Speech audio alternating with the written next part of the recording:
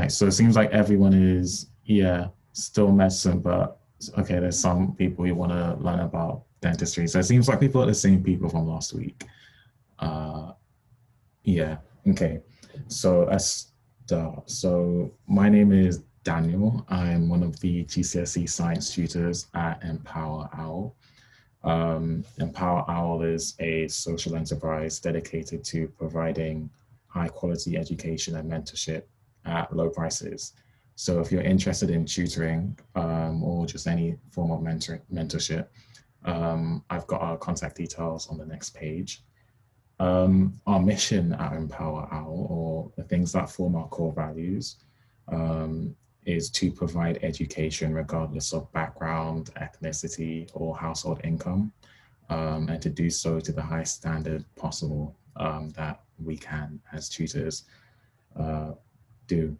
So yeah, that's an introduction to us, and I've learned a bit about you already. Yeah, so with this lecture, I feel like I should have mentioned this in the last one as well. I feel like the way in which you guys can gain the most from this is if you're taking notes while I'm talking, because yeah, I've taken quite a verbal approach to the way I want to present all my information. And so it'll be best for you to take notes, especially on this one as well. There's a lot of tips I'm going to be giving out. Yeah, so our socials on the next page. So you've got Instagram, LinkedIn, TikTok, Twitter, and our website. And also, because we're recording this will also be available on our YouTube channel. So you can watch that as well. But yeah, I think that's everything. And then you've also got the certificate of completion that you'd get if you attended all 4 of these. And that can be useful in mentioning on your personal statement, or might come up at interviews when they talk about, they might ask you to talk about things that you've done that demonstrate your commitment and passion to the field. And attending a series of, I guess, lectures or sessions in which educate you about this field, it would be a great way to show that. So yeah, you'd have to attend all 4. Yeah, there's a recording on YouTube, so I can put the link for that at the end if you remind me. But yeah, you would have had to attend all 4 to get the certificate. But you can still talk about the fact that you did attend these sessions in interviews and stuff like that. So yeah, just remind me at the end to put the link, because I'll definitely forget. So yeah, UCAS and the personal statement. So yeah, your school, in terms of UCAS, your school is going to help you with that. They're going to be the people that will literally hold your hand through that process. It's really just a bunch of form filling, and then you copy and paste your personal statement and select all the universities you plan to apply for. And yeah, your universities will have access to things like your UCAS score and your BMAT score if you set them. So yeah, it's just form filling, and yeah, copy and pasting your personal statement and selecting your universities. It's quite simple, but it takes so long to get it all done, because it's like, obviously university is pretty important, and so there's lots of minute details that you need to get up, lots of documents you need to find. But yeah, how competitive is it? So I think medicine or dentistry, I'm pretty sure dentistry is the most competitive course in the country. I don't know what else would be more competitive than dentistry. But medicine and dentistry are the most competitive ones. I think maths is up there as well, but medicine and dentistry are, well, dentistry and medicine 1 and 2. In terms of a ratio, you can see the numbers there. It's quite scary to think that 80,000 people are applying, and only 10,000 of them are gonna be studying. Yeah, it is scary, but I feel like these numbers are just there to overwhelm you. There are a lot of people that make really big mistakes when they apply for these things. And with the right guidance, it's really easy to not make those mistakes and to submit an application that's of the right standard. But yeah, it's becoming, I definitely say it's becoming more competitive every year because, you know, these tips are being passed around to everyone, and obviously everyone is getting a better understanding of what the application process needs. And so they're basically each year, they're going to be raising the bar every single time. So it's definitely going to be harder this year than it would have been last year, etc. Like your GCSE exams, like how they make it harder because the information that's available to you. I don't know if you guys have heard of things like free science lessons, if they're YouTube videos, things like that. You've got videos like that which are available to you and that can really supplement your learning and just make the process easier. But things like medicine and dentistry, you've got get into medicine courses like this, which are everywhere. There are so many of these, and you know, this is just one of the free ones, but I went on one. I went on one by Medic Mental. It was a summer school and it lasted 6 days. We went to Nottingham, and yeah, that was amazing. That definitely was one of the, I feel like it gave me the confidence and everything I needed to get into dental school and get all the offers that I did get. But yeah, I also want to say, I'm not sure how long this is going to last. I said it's going to be 3 hours, but I don't think it's going to be 3 hours. It'll probably be 1.5 hours to 2 hours. And if it does come close to 2 hours, I'll take like a 10-minute break in between. But yeah, so yeah, obviously really, really competitive. The numbers are scary.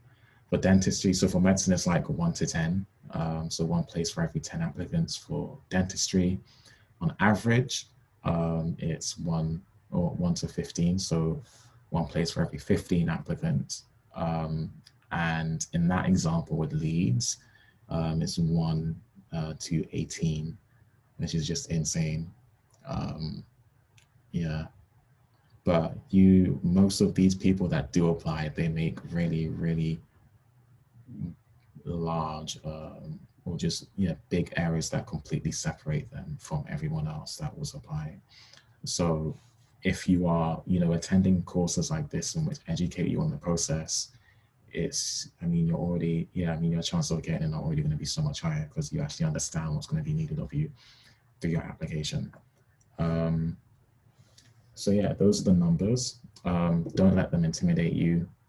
If you feel like you have a passion for it, then go for it, because with the right guidance, you can definitely get in. I saw a tweet actually from a doctor. He said that anyone can get in for medicine or dentistry as long as you have a realistic insight or realistic understanding of what the job entails, as well as having a mentor that's going to guide you through the process. So yeah, those two things are all you need to get in. And yeah, hopefully I'm helping you to get that realistic insight into the application process or just the career in general. Oh yeah, next slide. So UCAS, so there's just some more questions. What does it stand for? What did I write?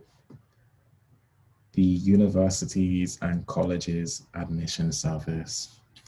As well as there's another person joining. One sec.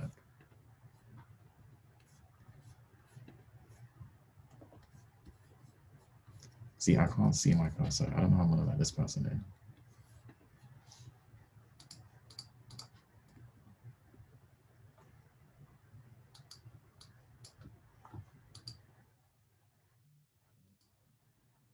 Sorry, guys. Yeah, I don't know how I'm gonna let this person in. One sec. There we go. Yeah, so try not to leave because I can't see my cursor when I'm doing this because I'm in full screen. And so if I want to click on like admit this person, it doesn't like show me how to click on it. Okay, so slide 4. Also, if you have any questions, just put them in the chat. I want this to be as interactive as possible. And yeah, one of the ways in which I design this is just to rely on the questions that you ask so that I can fill up on any things that you just want to know. I really want to try and be as much of a mentor as I can throughout these 4 sessions. So yeah, how many schools can I apply to?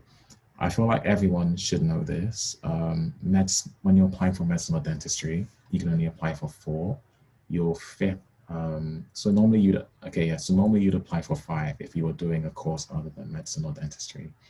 But seeing as it's so competitive and so many people are getting rejected, they demand that you apply for a 5th course, which is different.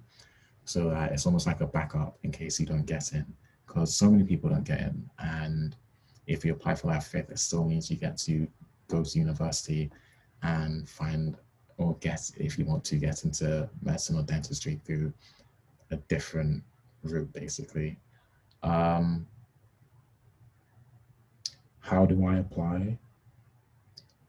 So yeah, I kind of answered that on the last slide. Your school's going to help you with the application process and doing everything on UCAS. But yeah, you submit it. I think the deadline is October 15th. So one thing that's important about this deadline is that it's earlier than the deadline for all the other subjects. I don't even know if there's a deadline for other subjects, but at school, in my school, they wanted everyone to submit their applications by like November the 15th. But I had some friends who submitted applications in like February for other courses. So our application deadline is a lot earlier, meaning that we really just have to have our stuff together and really know what we're doing. Another important thing about the deadline is that your UCAT, you're going to sit your UCAT before the deadline, whereas the BMAT, you sit the BMAT after the deadline. No, I think you sit it. I think you set it. You sit it after and you get the results after, whereas the UCAT, you sit it before and you get the results before. So what that means is that it's a gamble taking the BMAT over the UCAT, because with the UCAT, if you get your results and they're bad, they're really, really bad, for example, you could say, okay, I don't think I'm going to get into medicine at all or dentistry at all. So I'm going to completely scrap the application and apply for something else. Whereas, or if you get like a really good score, you can change where you want to apply to. Yeah, basically you can just adjust where you want to apply to based on what score you get, because the entry requirements for each university differs in that they might have a cutoff for students that might get 1 score and students that get another score. So the UCAT it just allows you to adjust where you want to apply to and give you more confidence in your application. Whereas the BMAT, you're basically applying blind. You don't know what your score is in the BMAT when you finish the test, and you have to submit your application praying that you got the right score or got a score that would get you into medicine or dentistry. But yeah, that is a gamble. People still do it. I don't think that should let you dissuade you, because if you prepare hard well enough, it'll be difficult to perform badly in the BMAT. But yeah, they also take other things into account when they're considering or they're shortlisting applicants, like your personal statement or your interview score, or your A-level grades, GCSE grades. Loads of things count. And if you get a bad BMAT score, I'm pretty sure they're a lot more lenient with people who have bad BMAT scores in comparison to bad UCAS scores where they'll completely cut people off. No, I'm not saying it's better to take the UCAT. It's just information I feel like everyone should know. I feel like one thing that people do when they do receive this information, I say people, I did this myself. I heard that, oh, it's a gamble. And so I completely cut off the idea of me doing the BMAT. And I completely regret that, because I feel like I would have performed a lot better in the BMAT than I did in the UCAT, because the BMAT is like a GCSE subject, literally. It's just a really short GCSE subject, basically. And so it's formatted, there's a specification. If you learn the learning objectives and you get it right and you understand it properly, you're going to perform well in the exam. It's that simple. Whereas the UCAT, it's an aptitude test. It's like an IQ test. It's really difficult to prepare for. It's exhausting. It tests your patience. It tests your stamina, your mental stamina. I just really hated the UCAT personally, but yeah, it requires a lot of practice, and we'll cover that next week. But I would say don't let it dissuade you. Just understand that by taking the UCAT, understand that by taking the UCAT, you can choose where you want to apply to. I think the safest option would be to take both.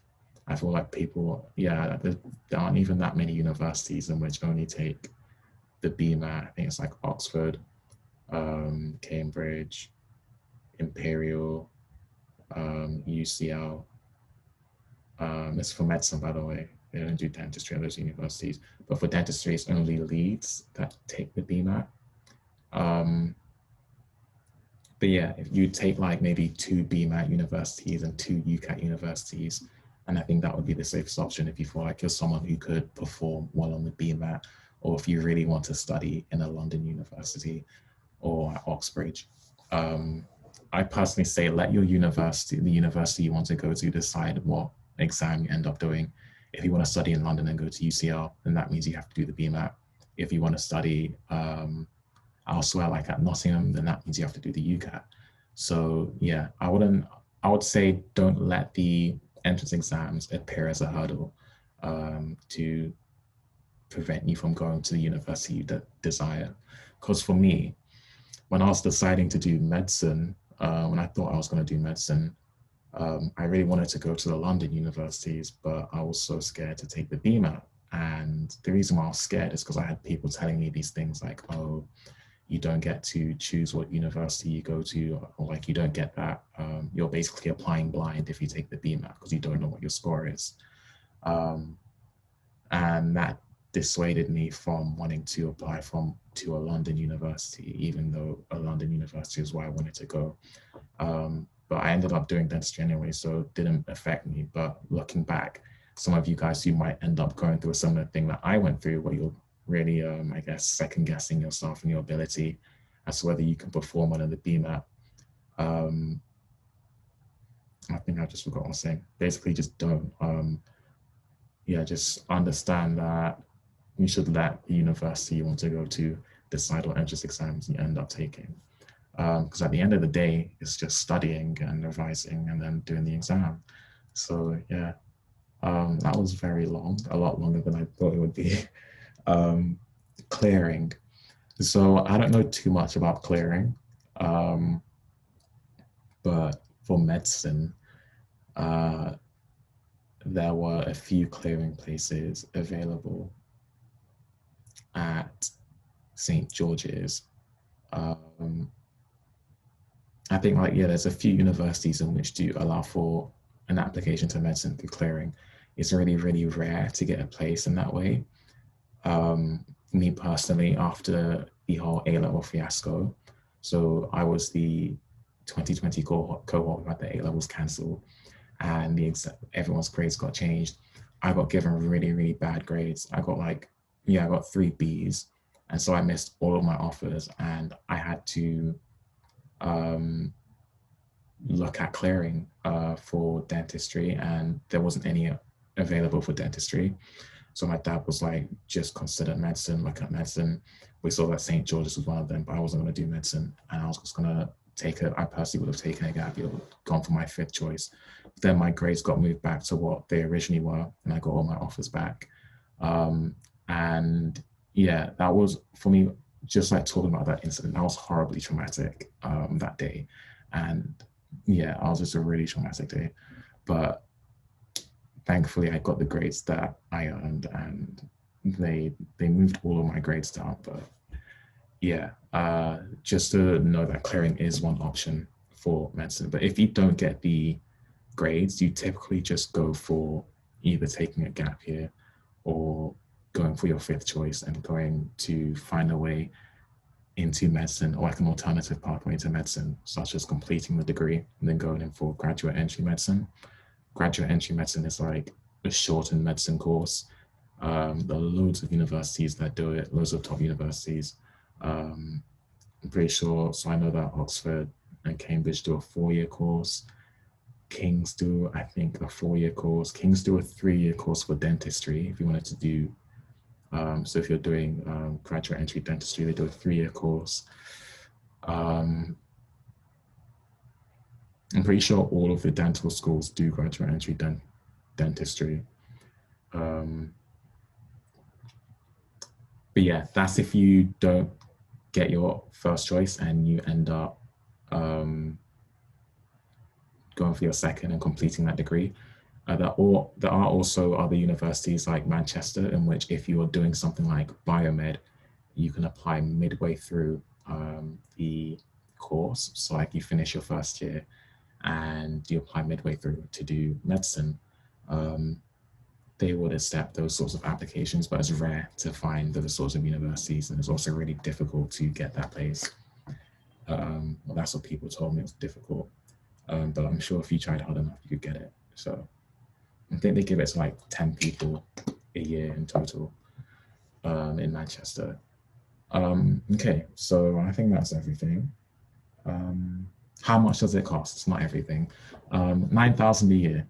So it's 5 years, and what you do in order to help you with the payments. I wish someone told me about this because I had no idea how money would work at university. But you take out a loan, a student loan from student finance. What are they called? Yeah, just student finance. You take out a loan and they will pay every year the £9,000 and the tuition fee. Obviously, you'll pay that back eventually. The way in which you pay that back is they take out, once you graduate and you start working, earning a salary, they take out, I think, 5% of your salary each year, and you pay that back over your life. Or if you wanted, I'm sure you could change that to more than 5%, but you can, I'm sure, determine how much you want to pay back. On top of that, obviously, if you're at university, that doesn't just mean you're paying for tuition fees, you also have to live as a human. You have to buy clothes and buy food. You know, you need like tickets for the bus, stuff like that. You can apply for a maintenance loan at university as well, which is, I think, I should know this, I did this like 2 weeks ago. It's like 5,000, I think, £5,000 for the year.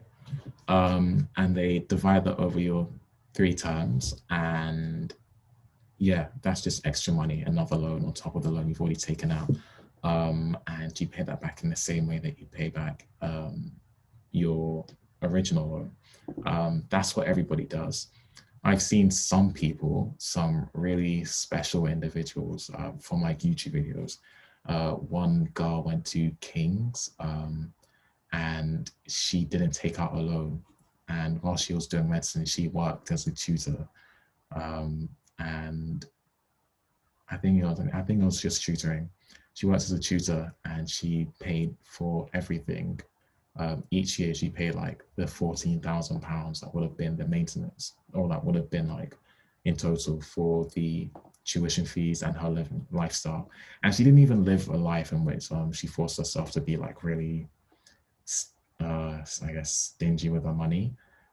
She went on holiday like multiple times a year. She went to places like Japan with her friends. But it meant that she was working a lot in her free time.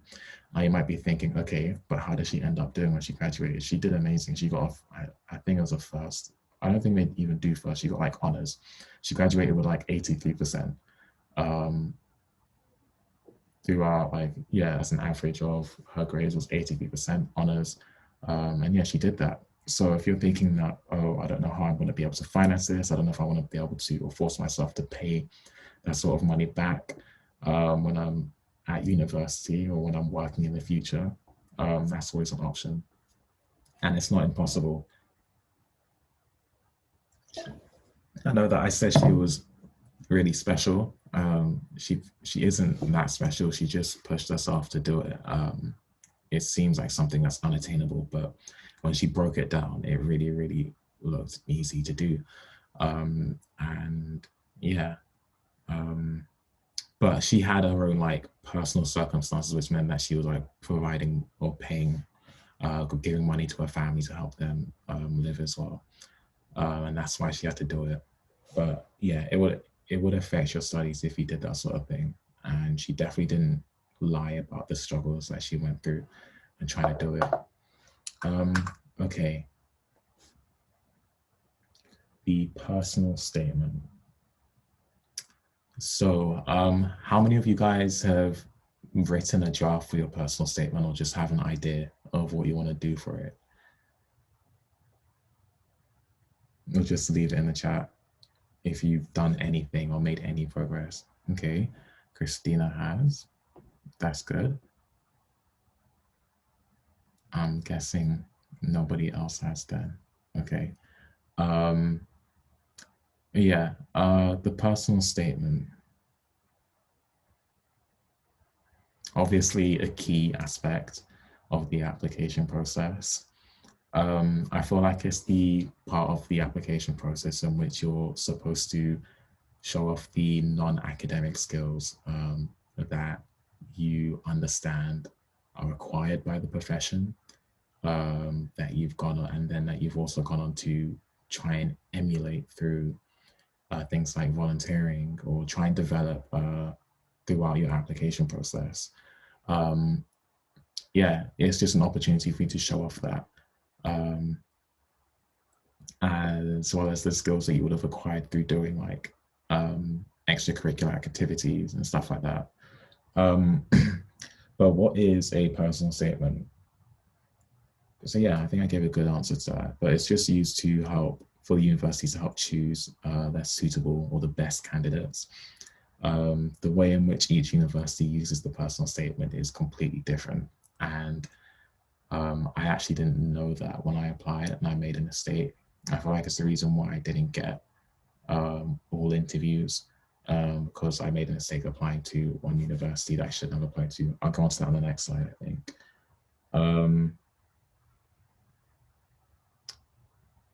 Yeah, okay, answered that well. How long should it be? So it's 4,000 characters. That's a single page. You can make as many paragraphs as you want. But yeah, it's 4,000, it's 500 words. It's really difficult to fit everything that you've done or describe why you want to dedicate your professional lifetime to one career in 500 words, and do so in a way in which will make you stand out amongst everybody else, or just appease the examiner. One thing that I do actually really hate, I shouldn't have said that, standing out in comparison to everyone else. That is impossible. Not every applicant is going to stand out to everyone else, especially the successful ones. I personally feel like my personal statement was one where I won't, one thing I told myself I won't do during this is like try and take away from, I guess, the good things I did in my personal statement. I definitely feel like my personal statement was far beyond, I guess, the average, or what would be considered a good standard. So I definitely feel like it was one of those standout personal statements. But I've read my friends' personal statements, and they were just normal personal statements.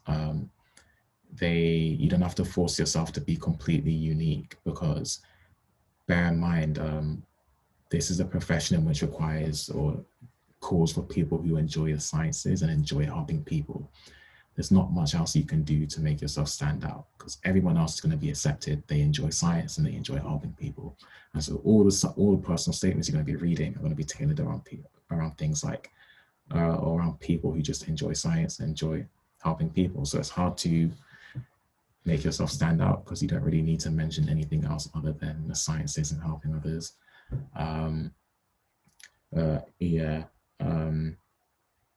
Hopefully that makes sense. I feel like I kind of explained that badly, but yeah, it's just difficult it's impossible for everybody to stand out. So just put your passion into that. What should it include? Okay.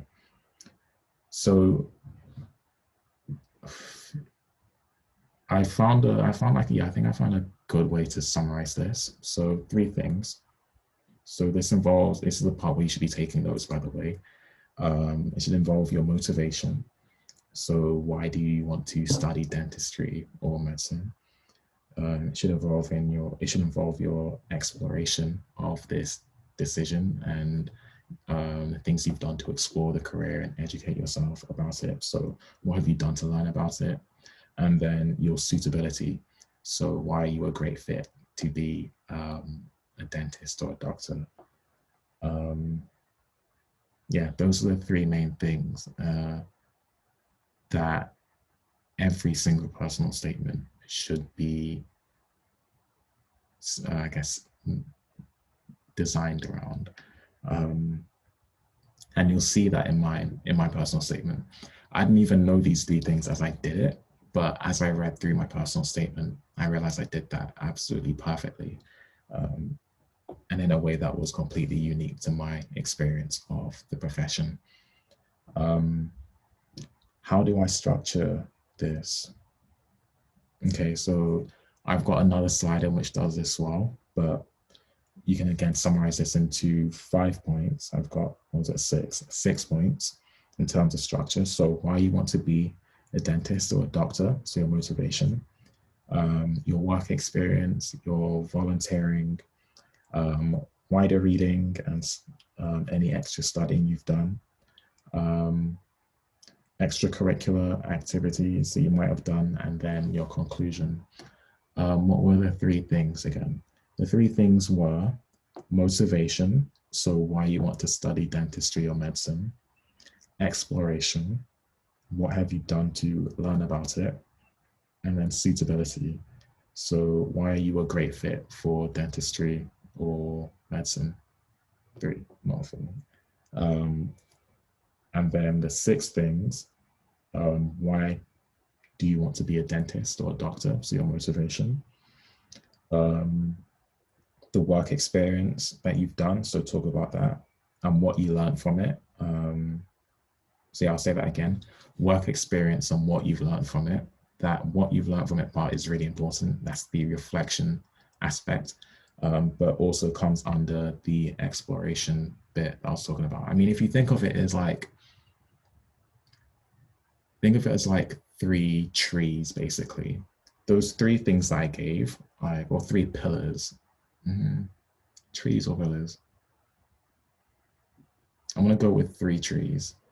There are three main trees, and obviously those trees have branches. These things that I'm mentioning, these six things are like branches of those trees individually. So with your motivation as one of those trees, exploration as the other tree, and suitability as the third tree. And then for motivation, motivation comes under, or the things that are going to come under your motivation would be why you want to be a doctor, and then your conclusion. So your introduction, your conclusion are going to explore your motivation. In terms of exploration, that will be your work experience and your volunteering and your wider reading that you do, and the extra studying that you do. That's exploration of the career. And then suitability comes under your extracurricular activities.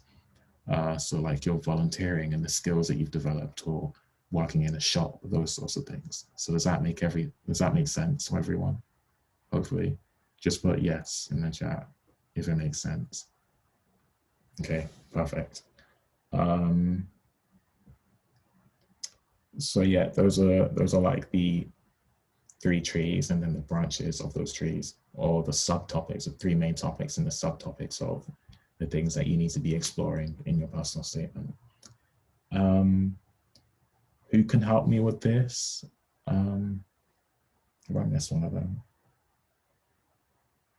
No. Who can help me with this? Get a mentor. Mentor could be anyone. Can be a dental or medical student, can be a doctor, can be your teacher, can be your English teacher. I'm really fortunate in that I had some really amazing mentors that helped tailor the personal statement I had into the really perfect version that I feel it is.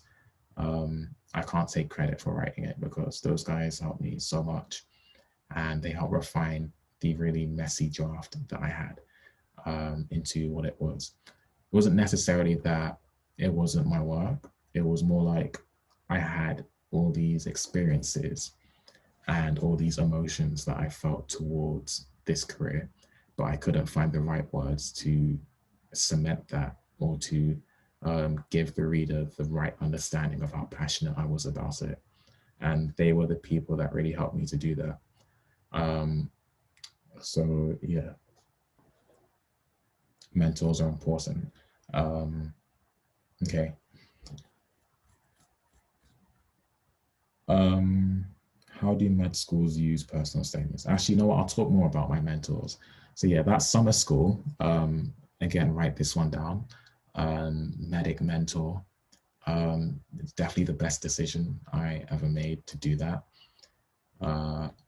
Because if you have, yeah, it's just really easy. They give you all the guidance you need, and more, and so much more. Like they gave me, it's what I'm basing these lectures off of. They gave me all these books and stuff, and they gave me like 6 books. We wrote my personal statement in 3 days. I was surrounded by like 20 different doctors and dentists that all helped me refine, and dental students, they all helped me refine my personal statement into the version that was. They helped me with my interview practice all in 6 days and gave me the confidence that I needed, as well as those books that allowed me to explore all the information that I got even further. I'd highly, highly recommend you go for that if you can. It has like a 90, in my cohort, it was like a 90% success rate from all the students that did it in the year. They all got 1 offer or more for medicine or dentistry, and it's isolated as well. So you have like, it's specifically dentistry, specifically medicine, or if you're considering things like veterinary medicine, they do that as well. It's called Medic Mentor. See, I would type it in the chat. Is it Medic Mentor? Yeah. Yeah, it's Medic Mentor. I'm gonna try to type it in the chat.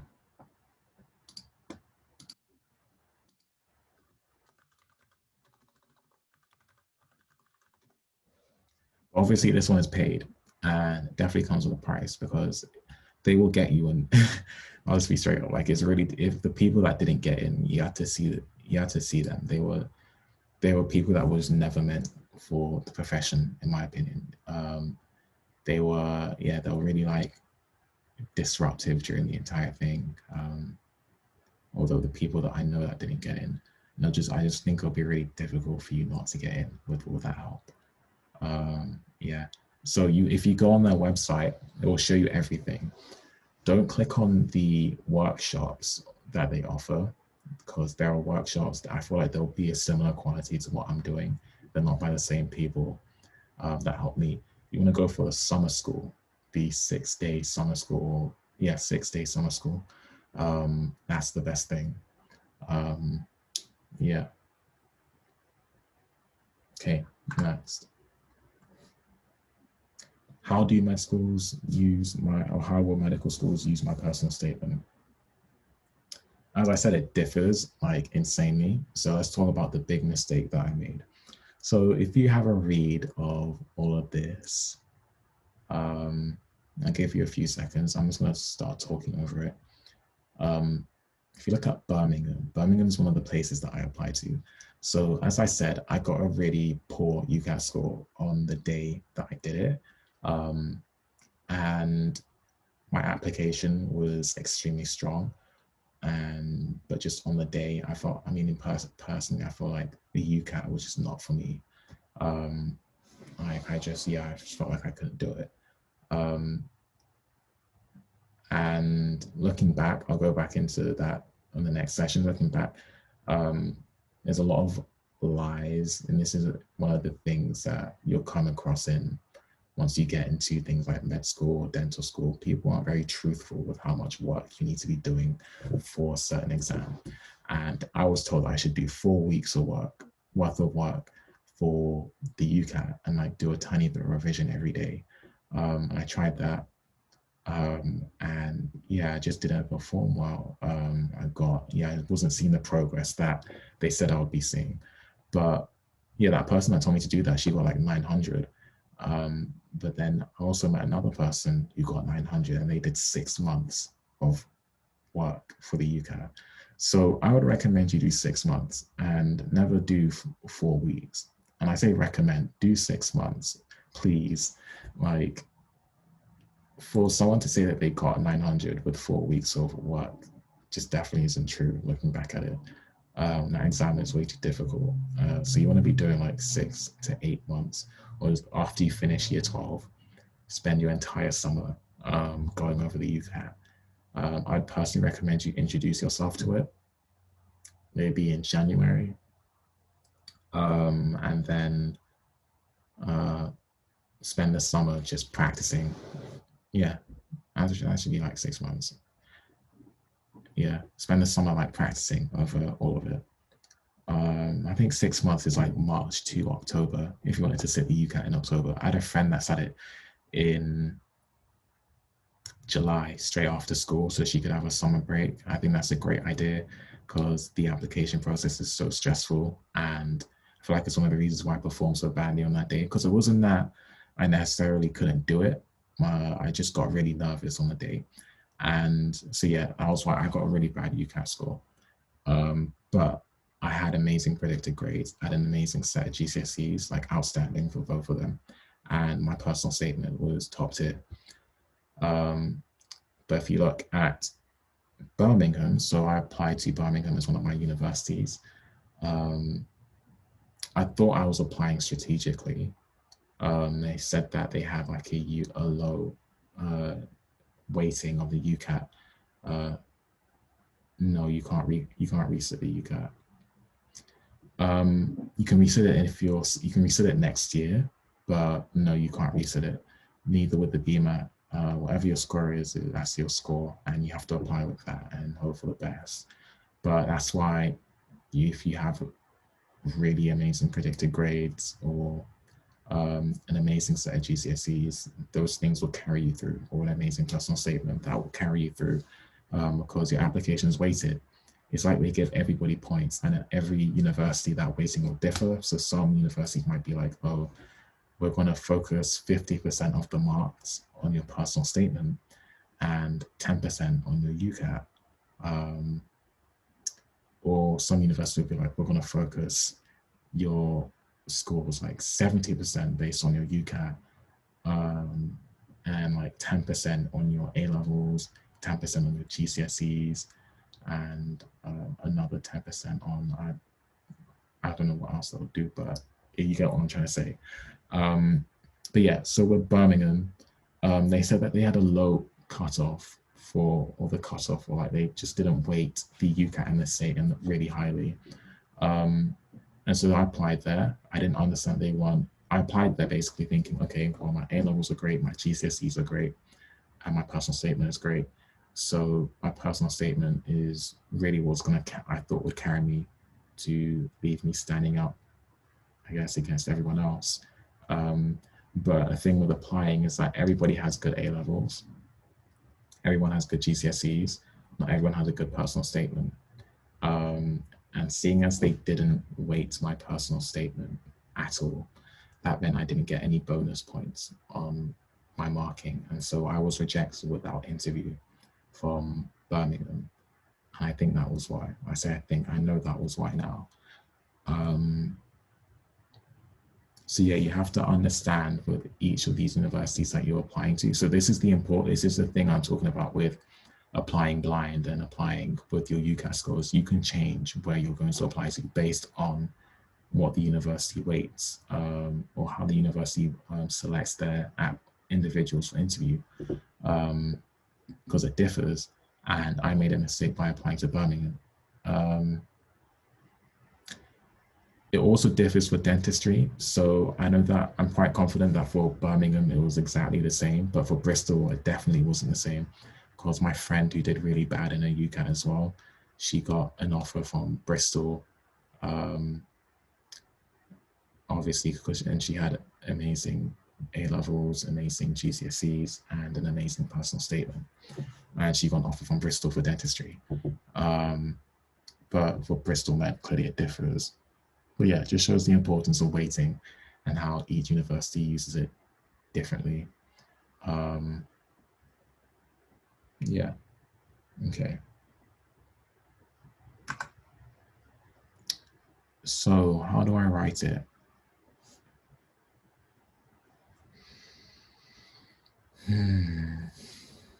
So we've obviously got the 3 pillars, or the three trees. And then if you remember from everything you wrote down, the subtopics or the branches of that, you want to focus your personal statement around that, and never allow yourself to deviate from those 3 things. I think it's best to write up a rough draft or plan of the things you want to mention, and I'll go on to that on the next slide. But for me, yeah, okay, so all of this stuff I'm saying is opinionative, by the way. So it's my opinion and what worked for me. And obviously you should get as many opinions as possible. But for me, when I was writing my personal statement, as I said before, I had all of these emotions and all of these feelings towards the profession, a really deep and intense passion for the career, but I didn't know how to put it into words. And so me personally, I watched tons of YouTube videos, not on personal statement guides necessarily, but I wanted to learn more about why other people who are like me, who wanted to do dentistry, why they had a passion for the career, so that I could put words to the feelings that I had. And one thing that I picked up on that really defined and allowed me to choose dentistry over medicine. There was one video where a girl said, "Oh, I chose dentistry over medicine because I liked how you're able to build a long-term relationship with the patient. Whereas with medicine, it's quite short-term. You're having new patients every week. You see the patient, you treat them, the patient gets discharged, and you never see them again. Whereas with dentistry, you have that long-term relationship. You have a goal and you work with the patient towards that goal over, say, a year or 6 months or even multiple years. And overall for her, it was a lot more rewarding. And for me, that was what I also felt. That was what I saw in the profession, but I could never actually say that because I didn't know, I couldn't think of the right words for that. And that literally, yeah, that video, it did it for me. It gave me the words to solidify why I felt the way I did for dentistry, because I saw it on my work experience. I saw the way the dentist would interact with the patient. I saw the way the patient would come in and not be, "Oh, hi, how's your family, blah, blah, blah." And the patient, the whole rapport would be between the dentist and the patient was just something really great. And it was nice to interact with individuals in that same way. Any YouTube channel recommendations? No. There are so many. I watched so many YouTube videos. I can't remember the names of them. I can give you ideas of what kind of videos to watch. So look for day in the life of a medical student, those sorts of things, or day in the life of a dental student. And then if you want to learn about that, in terms of specific to university you want to go for. So back when I was looking at doing medicine, I was really keen on going for UCL. There's there are 2 UCL YouTubers that do vlogs. Like, there's so many vlogs. I watched all of his videos. And at that time, that gave me a passion that I needed and made me want to really, really push myself to go for UCL. Then I also watched dentistry videos, and that also made me discover things about dentistry that I didn't know I had within myself. So yeah, just try and watch vlogs, or you can search up things like why I chose medicine or why I chose dentistry. And one thing I definitely say is, do not allow yourself to don't blind yourself to opportunities or videos from people that apply for the same course or the same profession in different countries. Because at the end of the day, you're doing the same thing. You are similar people who are interested in helping people and interested in science. And so you can take advice from anyone. And that girl that gave me that advice, and which led to me choosing dentistry, I think she was in us. No, She was either in, yeah, she was in the US. She was in the US. Yeah, so she was in the US. But obviously dentistry in the US and dentistry in the UK were doing the same thing. We're treating patients in the same way. And that's the same for medicine. Even though medicine in the UK has got the NHS, at the end of the day, you're helping patients as a doctor that way. So yeah, watch it from every country you can. And yeah, just take your time and enjoying that, I guess. So yeah, YouTube videos were huge for me. Summer schools, as I mentioned, summer school was the biggest thing. I feel like I probably could have got some offers without that summer school, but the summer school is the reason why it was like almost certain. Like, yeah, it was like certain that I was gonna get in once I submitted my UCAS. I was certain. I was so confident once I went to interviews. Like I honestly barely had to do any preparation for my interviews because yeah, I'd done so much experience and they'd helped me put words to the feelings I had towards the profession. It was so easy to communicate that when they asked me questions like, so why do you want to do dentistry? Or how would you deal with this? How does this situation with this patient make you feel? Things like that. It was really easy because they went through everything that could happen, every scenario that was possible in an interview. They went through it. They went through all the key words and the key things that they're assessing in an interview. I'll go over that as well. I've got the book for it. But yeah, they went over the stuff. And I'll go over the key stuff for the personal statement that they mentioned as well. But yeah, the summer school is definitely the thing that made it certain, made me feel certain I was going to get in. Example personal statements. So this is also something that led to me having a personal statement. I feel is as good as it is. And you can read it as well afterwards. I know it sounds like I'm bragging, but I'm not going to put myself down here. My personal statement is definitely really good. But I use the US personal statements as like to form my foundations. As I said, I didn't know how to put words to the way I was feeling. And so I've read tons and tons of personal statements. And there are small things that I took from those ones. And I definitely didn't copy it. It was more like literal techniques, like just ways in which they phrase certain words to produce an effect on the reader that I then went and used in my personal statement because I liked the way it had the effect on me as I read it, and I wanted it to have that similar effect on whoever read it. And you'd understand what I'm talking about when you write your personal statement and you read other people's personal statements. But I'd recommend that you look mainly at the US personal statements and not the UK ones. The US personal statements are so much better than they are in the UK because they're older than us when they apply for med school. So they have to do pre-med. They do like 4 years of an undergraduate degree. And then after getting a degree in like chemistry or biology, they would have done so many years of experience, so much research. They're just a lot more mature than we are. They're not 16-year-olds that are forcing themselves to apply because they have to apply at that time. They've had so much time to think about the decision, and they're a lot more emotionally aware and mature as they write their personal statement. And so the things that they write are honestly just amazing.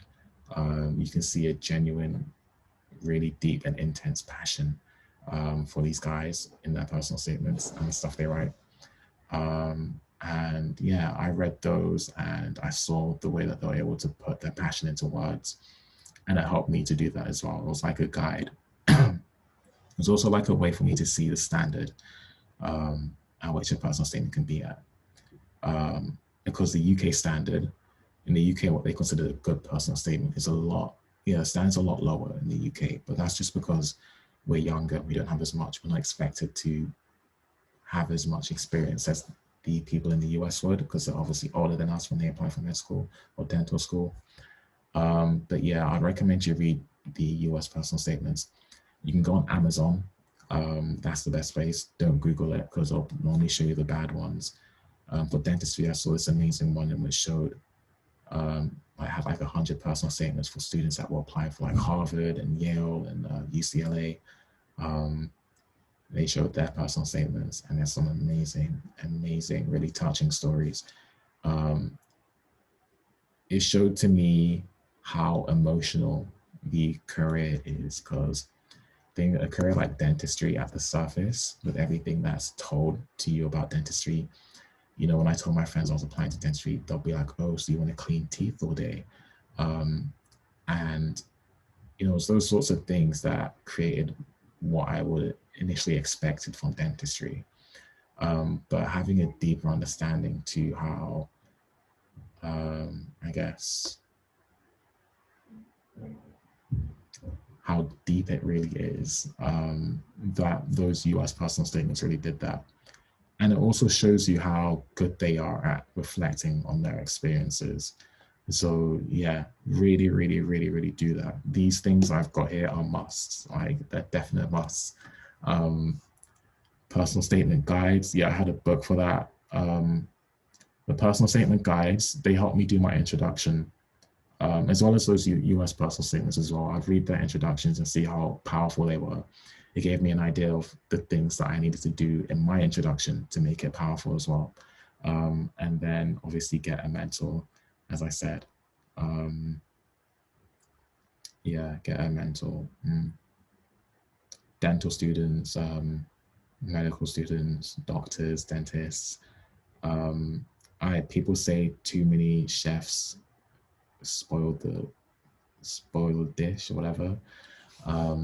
That's a lie when it comes to the personal statement. Don't do that. Get as many opinions as you can, and you be selective of what opinions you're going to take in to change your personal statement. Because when I wrote mine, and when I finished my final draft with all the help that I had, you know, I had teachers that told me, I don't really like this. And I was like, how do you not like it? Like, this is the best thing ever. And so I obviously didn't change it, because my teacher said, oh, I really don't like this part. And I really liked that part. And I had like 15 other people that told me that they really liked that part as well. And yeah, you have to learn how to not take that personally, but just take as many as opinions as possible, because sometimes people are going to tell you some really great things that you can put in. Yeah, that's that. Okay.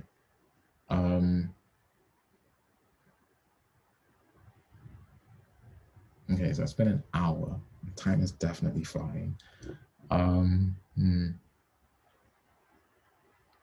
Okay, I want to take a 5-minute break now, because we're going to get into the bulk of I say the important part. It was all important, but I'm going to get into like the really deeply focused bit of the personal statement now. So yeah, we'll take a 5-minute break. Come back at 17 past. I'm going to go downstairs and probably get a snack or something like that. So yeah, take a 5-minute break, guys. I'll see you then.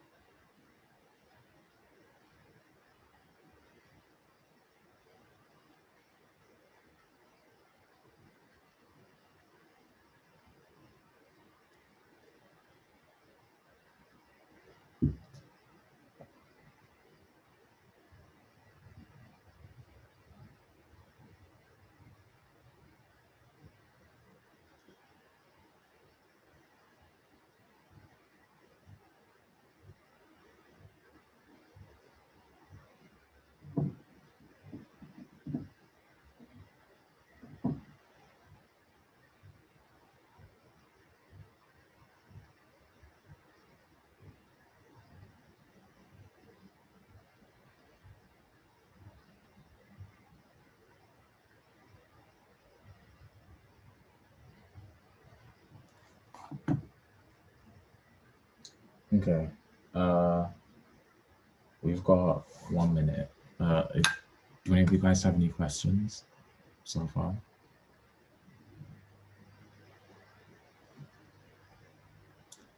No. Okay. Um,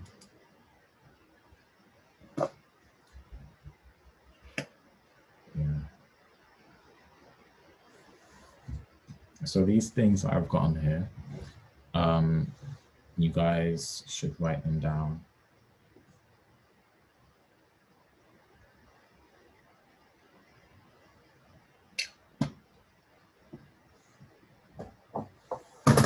Let me quickly read just a second. Okay, that's all right.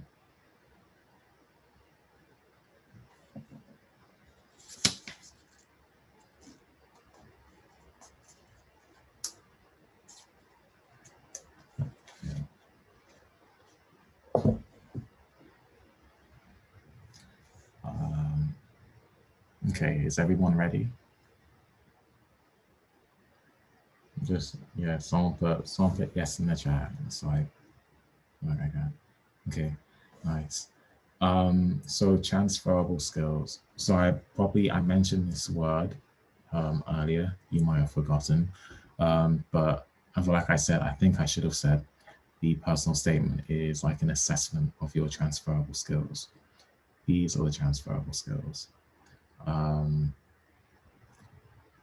Yeah, these are the things that you want to be showing off that you have. Yeah, showing off that you have, and you've tried, showing that you've seen it on your work experience, and showing that you've tried to develop that after your work experience to make you more of a suitable candidate for medicine or dentistry. Yeah, right. That's right. Or maybe take a picture. That'll be so much easier because I'm gonna have you. This next part is gonna be quite interactive. But yeah, these transferable skills. I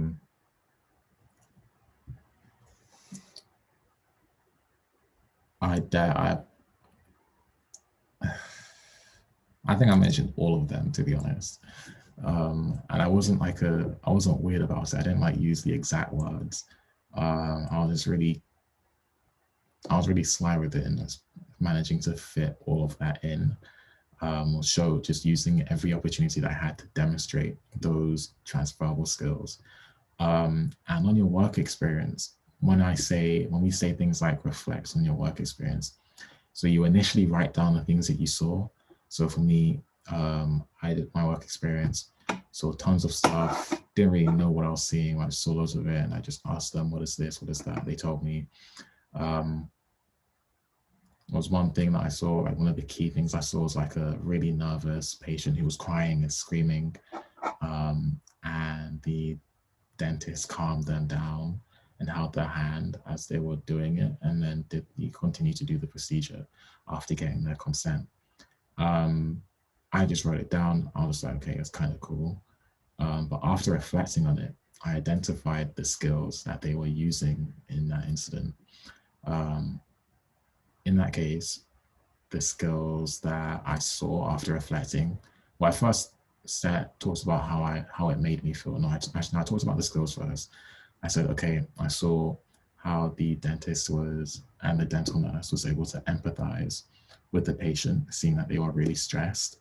And that patient was really stressed, she was screaming. The environment was becoming slightly more chaotic. And the dentist was able to empathize really well with that. They were giving the patient lots of reassurance, and they were communicating really well with the patient and treating them with respect and not almost belittling them for being as emotional as they are at their age. Bear in mind, they were just getting anesthetized. So like local, I think it was local anesthesia. I can't remember the difference. I think it was local anesthesia in one region before they went and did a procedure in that area. But yeah, they were really empathetic. So empathy, you can see on the right in the blue. empathize with others. They treated her with respect. By me, bear in mind me, I was watching this and this patient was screaming and crying. I was trying so hard not to laugh because I could see the dentist just did not want anyone laughing at that time. And it was not appropriate for me to laugh. But obviously it's my first time seeing someone react in this way. And I've got to hold it all in. And obviously if I laugh, that would be really disrespectful, right? The dentist didn't do that, and so they treated them with respect. Other transferable skill, or the skill that I identified, they listened and communicated effectively. So the patient was like, oh, I'm not ready to do it, not now, not now. Give me a couple more seconds, after listening. Again, empathizing, being patient with the patient, and then communicating, are you ready? I'm about to put it in, I'm about to put it in now, I'm about to, can you tell me if you feel anything? You shouldn't feel anything. The whole thing should be painless, blah, blah, blah. They were doing that really, really well. And those are things, those are the skills that I identified. By mentioning my reflection in the personal statement, that highlights my own transferable skill, which was to reflect and improve. So the improve part, I mentioned this in the first session, when I said emulating on the thing from the things you've seen in your work experience. So I saw how my dentist was really empathetic and patient and treated everyone with respect and was great at listening and communicating. I tried to emulate that in my work experience when I was my volunteering, when I got to deal with patients and communicate with them. I dealt with angry patients who were upset when they received the wrong food, and they take that anger out on me, and I allow myself to be patient, but to also understand that, okay, that patient's just really upset that one, they've not got the right food, but this whole experience of being in hospital can be really miserable and isolating. And so it's easy for them to then go on to project that sort of like anger, those emotions onto me. How do we reflect if we only have done online work experience? You can reflect on anything, literally anything. Like I literally, I journal every day and I reflect on my days. You can reflect on absolutely anything. And as I said, in terms of work experience, I gave you all of those sources of work experience.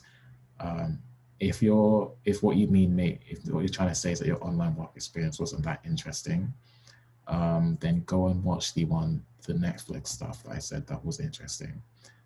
Lennox Hill and A Surgeon's Cut. Those are the sorts of things in which will show you those situations in which you can take away the key skills that you saw from the doctor and then reflect on that.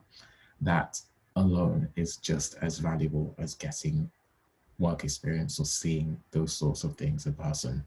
Like you can see the doctor breaking bad news to patients who might be pregnant. They might be telling them, oh, okay, we need to, I forgot the word for it.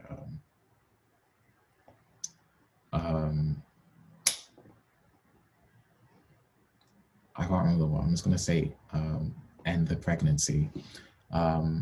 And you can see all those sorts of skills as he's doing that. He's treating the individual with respect. He's being honest. He's communicating properly.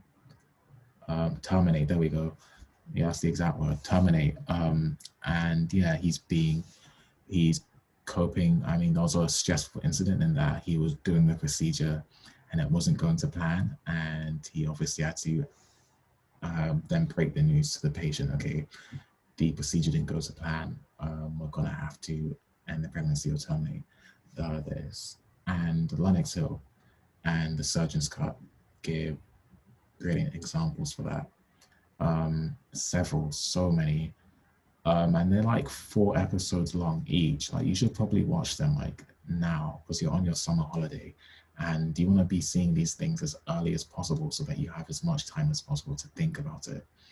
Because it's gonna be on no random days when you're not meant to be thinking about it. You think about it, it's like, oh my God, I just remember that. Like, I remember how he did this and that made me feel this way.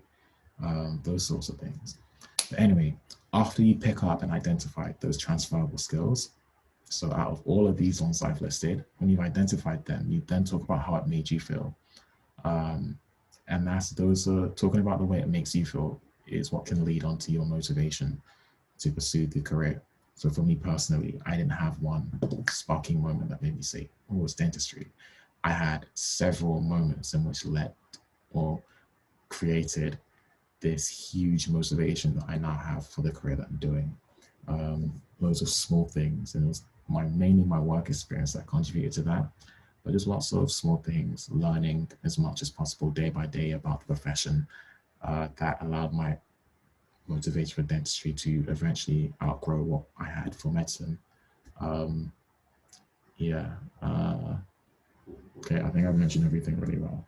So yeah, hopefully you guys have taken a picture. Have that picture up like on your phone, or if you've written it down, have that up because I'm moving on. So yeah, so this is what you're going to be doing in your personal statement. Okay, I haven't got notes on this. Is what you're going to be doing in your personal statement, or when you want to write your first draft. The first thing you should do is obviously not focus on the intro or the conclusion. You get your ideas. Well, I got my ideas from my intro and conclusions from all the personal statements that I read and the American ones. Yeah. So you write, oh, I did that. I wish I had. Okay. I can't see what that says, but experience, transferable skills, summary, and reflection. Okay. So you think of every experience you've ever had in which allows for you to use one of those transferable skills. So I listed everything I did ever. And if you feel like you haven't done enough, trust me, you've done enough. Like, I thought I hadn't done enough. I thought I was a bad applicant, and it was my mentor at that summer school that showed me, just write it. She told me, just write it out. Let it be as messy as possible at the start, and we'll refine it into something that will be perfect. So you start with this, all of your experiences. So for me, it was like DOV bronze, transferable skills. Let's see. I mean, I'm guessing you guys all know what DOV is. There are so many transferable skills you can get from DOV, but there are also lots of amazing moments that you experience in DOV.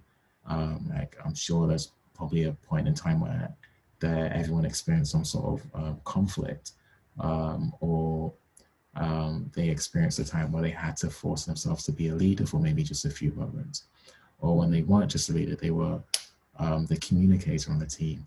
Those sorts of things, those experiences, or it's just maybe the happy moments when you are cooking with your friends. Those sorts of things are the stuff you'd end up writing about in your summary section there. So those are individual experiences that come under DOV. And then transferable skills, you turn back to the list that I gave you on the other page, and list all the transferable skills that you get from there. So with DOV, I would say, so hopefully you guys have got your transferable skills as well. I would say I've got,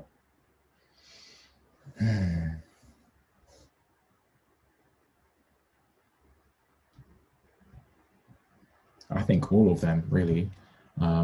Every single one of them comes under DOV. And I'll give an example.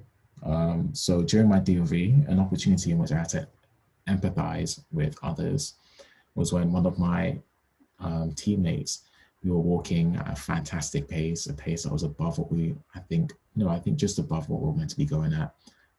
Following the plan, we're probably going to be one of the first students to finish, and I really, really wanted to be one of the first to finish.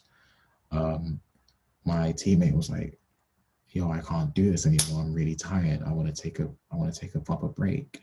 And I didn't want to take a break. I wanted to carry on going because I knew that if I took a break, my legs, like the burn would start to settle in, or the fatigue would settle in my legs, and I'd overall slow down a lot more.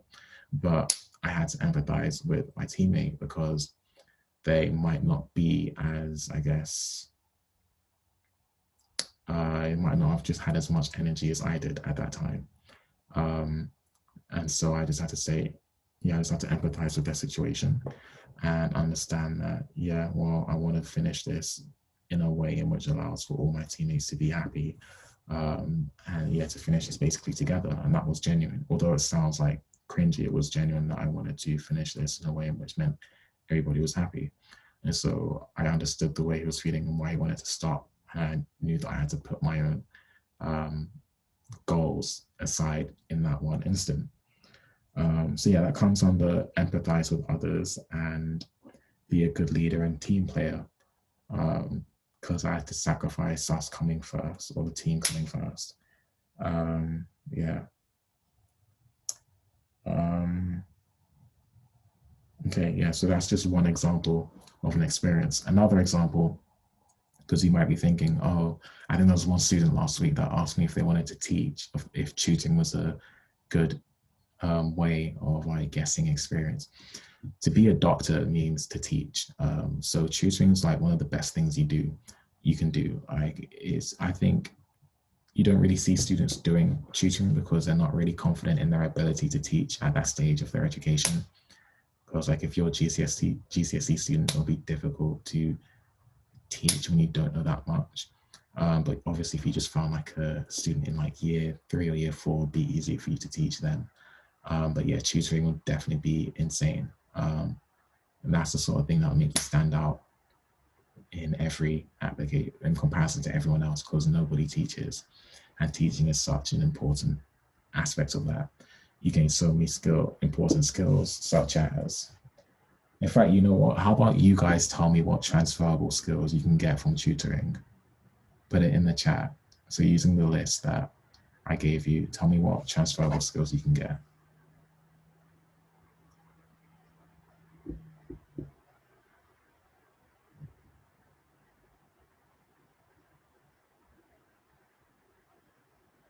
Any? Or is not good communication? Yeah. So listen and communicate effectively, definitely. Anything else? Be reliable, definitely. Empathy, 100%. Yeah. So that would come under empathy. Yeah. Yeah. So when I say transferable skills, so some of you have put just general skills. When I say transferable skills, they have to be stuff that are on this list. So things like being reliable, being organized, reliable and organized and independent, reliable, that stuff comes together because obviously you're the guy that's going to be organizing the sessions. You'll be setting their homework. Leadership, obviously you'll be a leader and you'll be the person that's guiding them and helping them, I guess, putting one foot in front of the other in terms of what they're learning. Trying various approaches and being patient, that comes under empathy. So not allowing your own goals for the students to come to conflict with how they're feeling at that instant of time. So they might be quite frustrated at the fact they don't understand something. And because they're frustrated, they might just not be listening to what you're saying because they're frustrated at the concept that they don't understand. And so if you understand that, if you're able to empathize with how they're feeling, that's just a great transferable skill. The sort of thing that you'll be expected to end up doing when you work as a doctor or as a dentist. Being flexible with teaching methods if they don't understand one way. That comes with empathize, but well, I think it might come onto something else as well. Well, teach and support the development of one's colleagues, obviously. Yeah, mainly empathize. But yeah, there are loads of transferable skills that you get from tutoring. I'm going to do one more example. So I volunteered at a charity shop in Barnados. I worked on the till. I came into contact with a lot of people who were just buying stuff. We talked about random things. But I also had my boss who would ask me to do like lots of minor tasks in the shop. So have a go at telling me what transferable skills you think are there from working in a charity shop.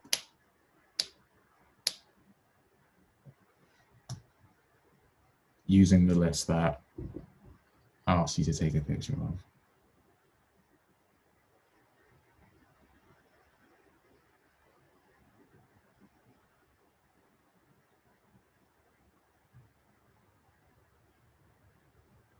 Yeah, 100%.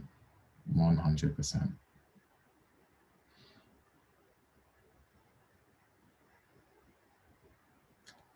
Yeah, so treating people with respect, definitely. Anything else?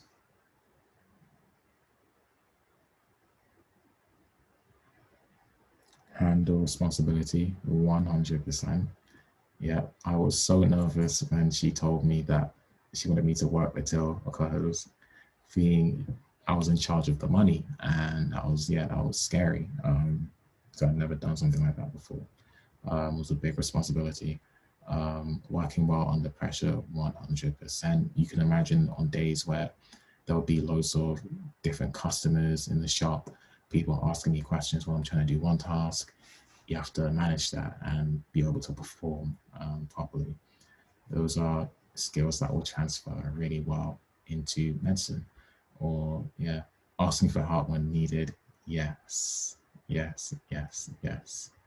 Obviously, like if you're stressed out, you can ask one of your teammates to help you, or one of the other members to help you with the task to like balance the load you're dealing with. So yeah, like I feel like you guys get the idea now, and you can see how everything that you do, there are so many valuable things that you can take away from that. And your personal statement is just the opportunity for you to show off the things that the transferable skills that you've identified and how you've then gone on to develop them to make you a better or more suitable candidate for whatever course you want to do. So yeah, let's go on to read my personal statement. So this is the introduction. I've highlighted, I don't know what I've made in bold. Like, I don't know why extraction is in bold or patience in bold. But just have a read of my introduction, and we'll try and break that down into the table, because I don't know where my first draft is. My first draft was like 4 pages long. I didn't even do the introduction. I did the introduction dead last, but you can easily break down things I've talked about in my personal statement into what's happening in that table.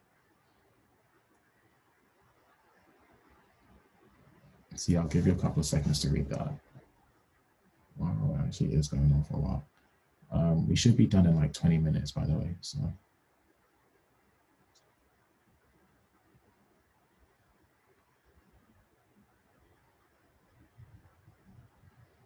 Okay. So I'm gonna quickly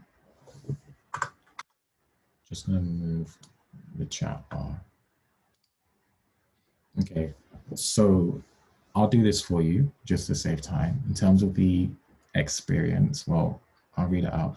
An elderly patient preparing for his 12th extraction was the first case I witnessed when on my placement in the Dominican Republic.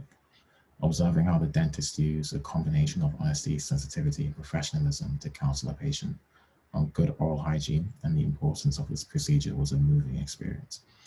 Her approach greatly reduced any anxiety and allowed him to make an informed decision while still building rapport.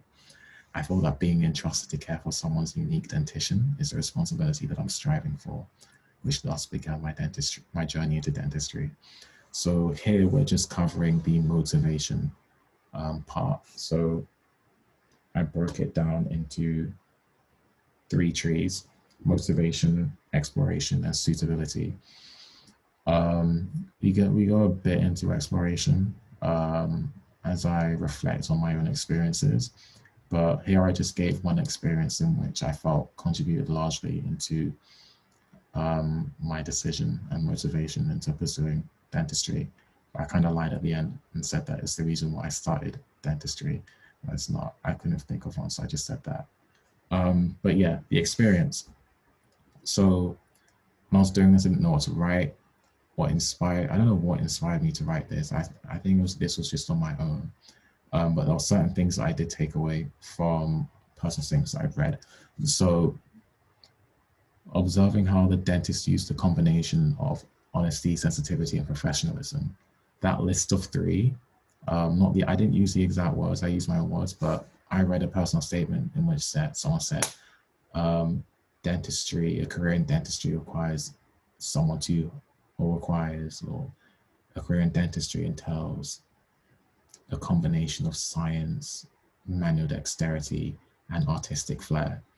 And they use that in their introduction.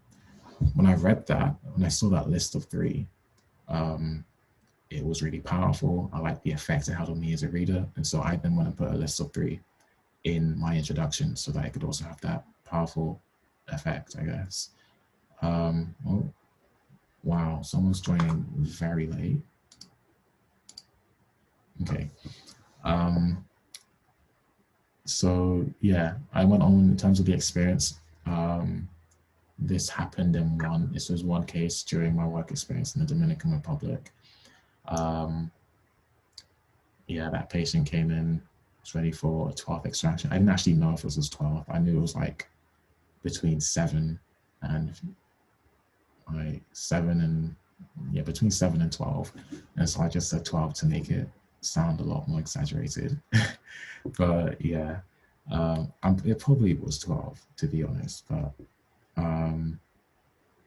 it definitely wasn't the first case I witnessed. I lied about that to make it more, to exaggerate it and give it more of an effect.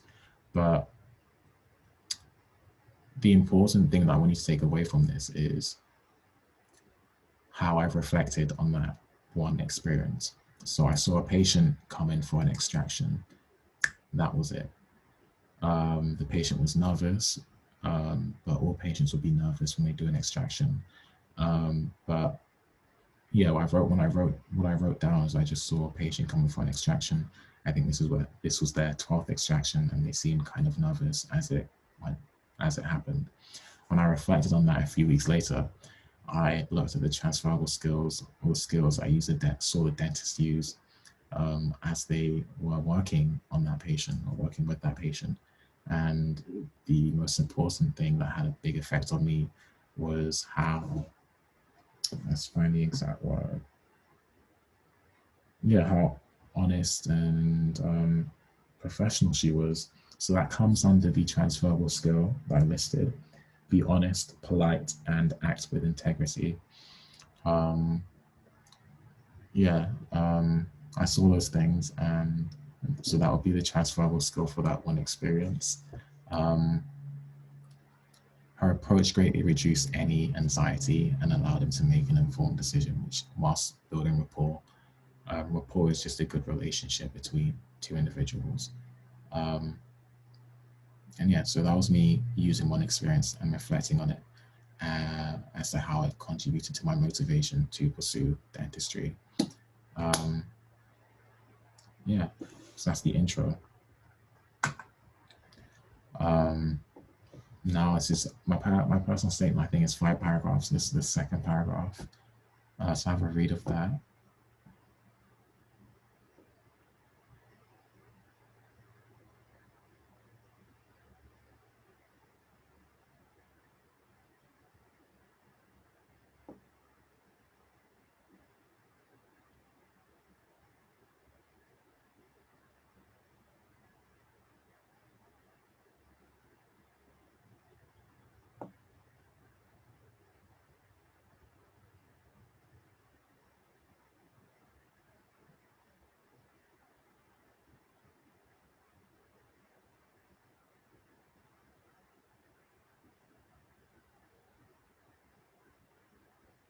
Okay, so in this paragraph, I've reflected on an experience again. Through that reflection, identified the transferable skills and then gone on to talk about how I try to emulate that or develop that myself to make myself more of a suitable candidate for the profession. Now, I used an anecdote. So this was on the advice of my mentor. So I had two experiences here. Using an anecdote, so a short story talking about what I dealt with, or how I dealt with a patient in Moniston. He told me to use it because it would make my personal statement a lot more personal, telling a story. And yeah, reflecting on that story and what I did. It will give the reader, the person who's assessing me, trying to learn a lot more about my non-academic skills, a really good idea, or just a really brief idea of who I am as an individual. though poor idea, just gave them some idea. And that's the sort of thing that could make me stand out and have them give like a personal preference to me, because I guess with that, they might be a bit more emotionally invested in the person I am, in comparison to someone else who doesn't tell a story. I feel like you can understand how you would be more invested in that after reading that story, wanting to almost like learn more about that person and invite them to interview to hear more of their stories and stuff like that. Emulate their compassion. But yeah, you can see I've tried to highlight some of the transferable skills, the key skills that I use when working on wards. But overall, I'm just doing the same thing. Is what I've been doing. Is what I'm doing throughout the entire personal statement. I had 2 experiences here. One with the crying patient that I previously mentioned, and then another where I feel like I went on to emulate that really well. And I didn't go into my volunteering that day telling myself I want to emulate this exact experience. I want to try and work on those skills that I saw my dentist use. I was just volunteering, doing what felt right to me. And when I reflected on it, I realized that I was actually doing those things unconsciously. I was being empathetic, I was being compassionate, I was being patient, I was persevering, all of that, I was doing it unconsciously in this one experience. And so that's the power of reflection. So yeah, don't be afraid if you reflect on something and you feel like you can't recognize these things instantly. Don't be afraid to just take time and try reflecting on it again. I didn't actually identify these skills myself. It was my mentor who helped me write this. I told him about the experiences and he told me, well, do you not know that you were being empathetic when, I don't know, you went to, what did I say? When you understood that she couldn't see or understand what you're saying, and you allowed yourself to be patient by trying to find a way to communicate with her, and you persevered and blah, blah, blah. Yeah, so that's the power of reflection there, really.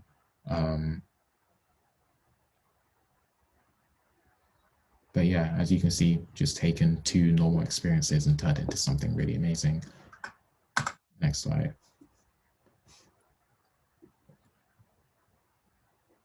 Oh yeah, so sorry. That was the,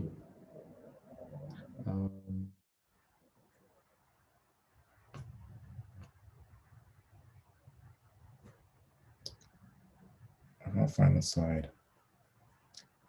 That was, that comes under exploration in terms of those 3 trees. And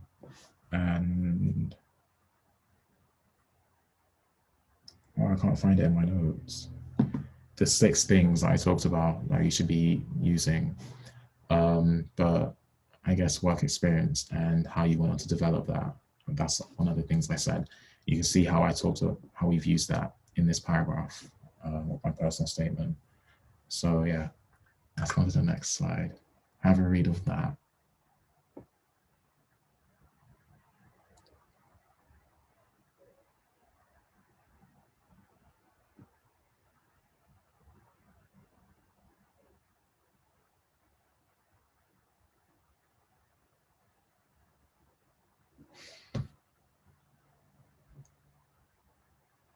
Okay, so this is the wider reading aspect. That's really annoying that I can't find the list. Oh, I found it. There we go. So yeah, this comes under exploration. So those 3 trees I asked you to write about, and then that's a subtree. The subtree for this would, or the branch, sorry, would be wider reading and study. So yeah, I did an online course, Discover Dentistry. There's tons of medicine ones. I'd recommend it. It's quite boring, to be honest, but looking back, I'm really grateful that I did do it because I learned so many things about the profession. that later came up in my interviews, like things like caries and learning the exact names of all the teeth. The course gave me the opportunity to learn about that. And in one of my interviews in Liverpool, they showed me a picture with a set of carious teeth, so teeth in which are decaying, as well as like things like gingival labor or periodontitis, gingival periodontitis, or that's where like the gums are receding or they're red and then inflamed, stuff like that. And I could identify that. I wasn't confident, but I gave like a brief explanation. I was like, oh, I think that one is tooth decay. And that gave me a lot of marks because obviously not a lot of other students, at the time I thought I did really bad, but clearly not a lot of other students would have been able to do that. So yeah, online courses are really good. And I reflected on that and how that made me feel emotionally. So I just deepened my knowledge and I enjoyed it. Obviously, as I said, when you reflect and you talk about your transferable skills, you have to talk about your emotions and how all of it has made you feel as well. I said that was the second thing, second part of reflection, because that part in which you talk about how it makes you feel is what makes your personal statement personal. So, yeah. Next, is this the conclusion? Okay, that is the conclusion. Reflecting on my, so I have a read of that.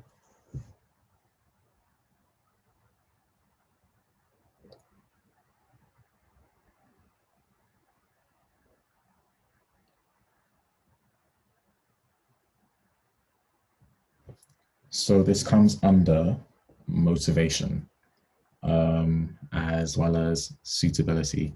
Yeah, I should have said this one also comes under suitability. So where I've talked about how I've developed those skills. Okay, I see what I've done. My personal statement is 5 paragraphs. So I've missed something. 6 paragraphs. One sec. So I'll step out. I'm just going to get my other paragraph. That's really.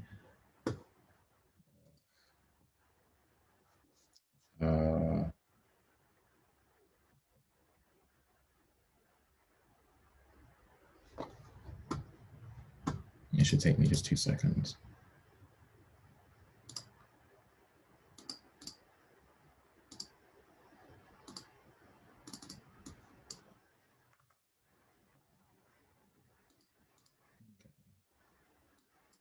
I'm so sorry about that.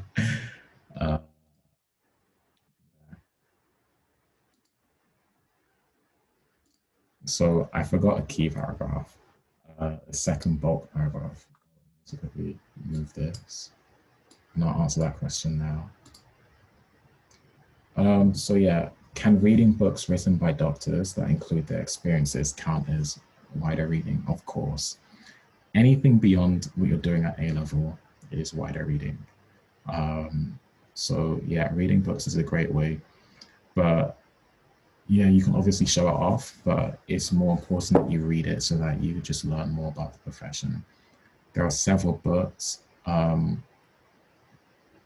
recommend you go to, I'd say you all write this down again, that Medic Mentor website. They have a book club in which is free, and they have like a list of books. All the books are amazing for you as an individual to deepen your understanding of the profession.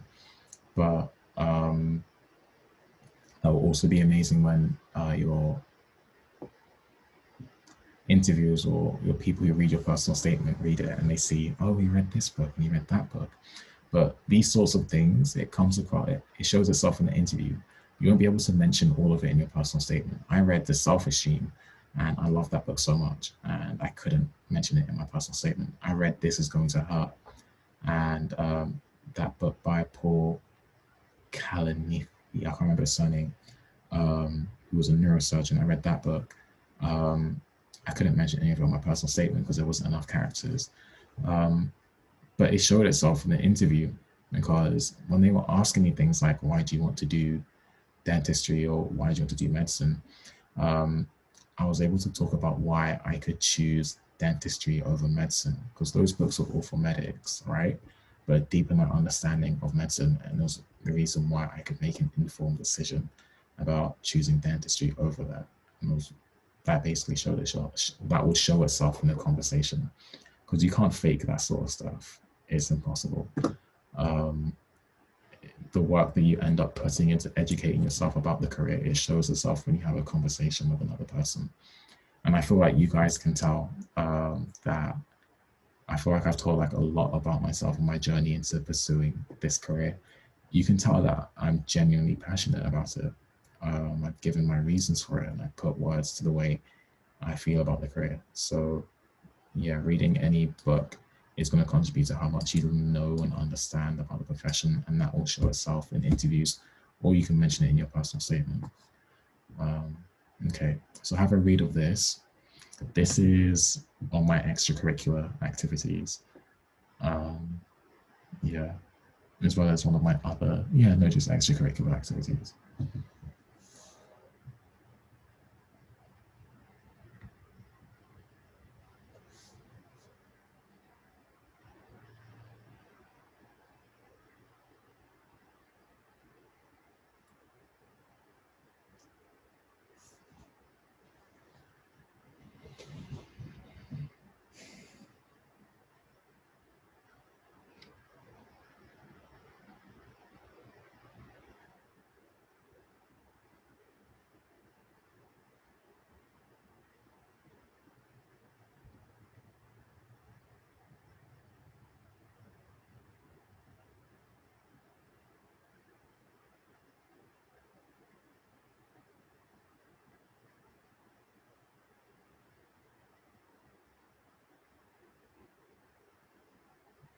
Okay, so there's a lot in this. About my other paragraph was quite straightforward in explaining, because we've been talking about it for like the last hour.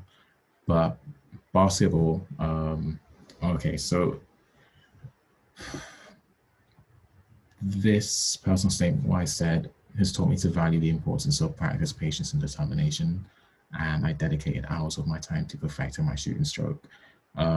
It's all true, but the reason why I phrased it in that way is because I learned something about dentistry from the YouTube videos that I watched, that when in dental school, after you finish all your lectures, after you finish your like 9 to 5 of clinic, you go to, oh, I forgot the name of it. You go to labs, is what they call it. They call it the dental labs.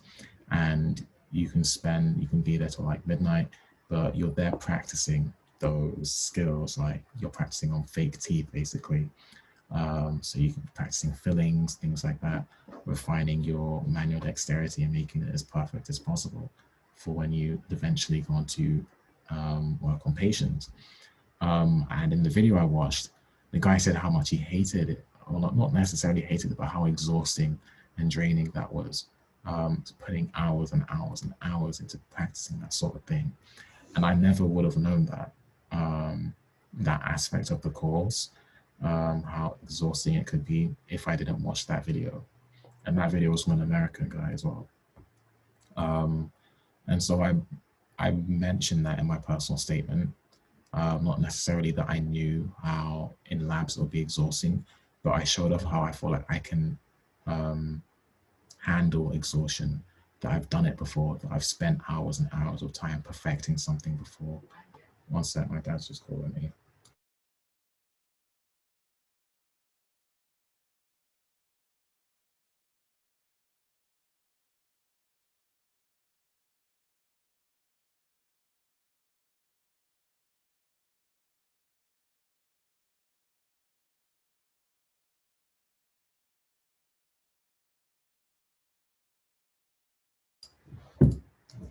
Sorry about that. Where was I? So yeah, I spent hours and hours of my time perfecting my shooting stroke, and I genuinely understand the pain and the exhaustion that can come from that, being out till late, just shooting at a rim over and over again to get your muscle memory perfect. Yeah, that links really well to dentistry, and it's a sort of transferable skill that would make me a really suitable candidate for dentistry. Yeah, so, oh, I did mention it. I understand I spent years of my life. That wasn't necessarily what I was talking about though when I mentioned it. I really meant that labs bit, and I'm going to be doing that next year. So I don't know how to feel about that. I'm kind of excited, but we'll see. I mentioned my sports. Yeah, my rugby team is pretty good, but sports obviously is an opportunity to show off teamwork. I could have mentioned things like DOV, but I didn't. Obviously, I had that list of experiences. I wrote about all of them. I wrote a paragraph for all of them, and then I just chose which ones seemed to flow the best. Oh, and then the volunteering as well at the charity shop. These are all skills. Like, you can see how my whole personal statement is just one like story of the transferable skills that I identified and I've been able to develop to make myself the suitable candidate. Yeah, and the thing about this is that, yeah, it's really personal, but it ticks boxes. Like, it gets you marks and it gets you points. And that's why I feel like this was the main reason as to why I could get the offers that I got, regardless of my UCAS score. It wasn't that bad, but yeah, my ability to prioritize an academic and social balance will allow me to thrive as a student in the demanding environment of dentistry.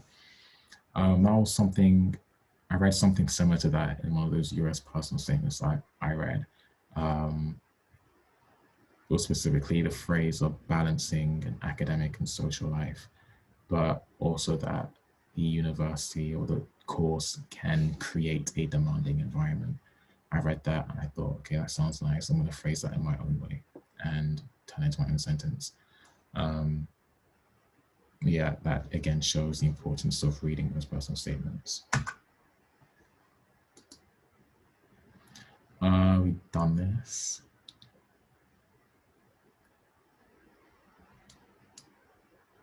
Oh yeah, also with things like this, I was quite cheeky, maybe confident in talking about water fluoridation and the effect on that can have on oral health.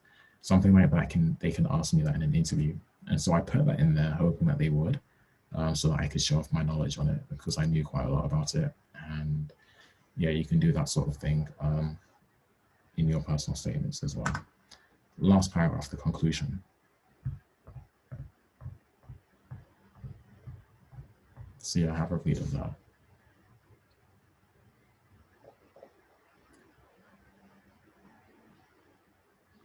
So this was, again, one of the last things that I did. I came up with this. The only reason why I feel like I could come up, people told me that my conclusion was really, really nice. The only reason why I could come up with this is because of all the personal statements I'd read.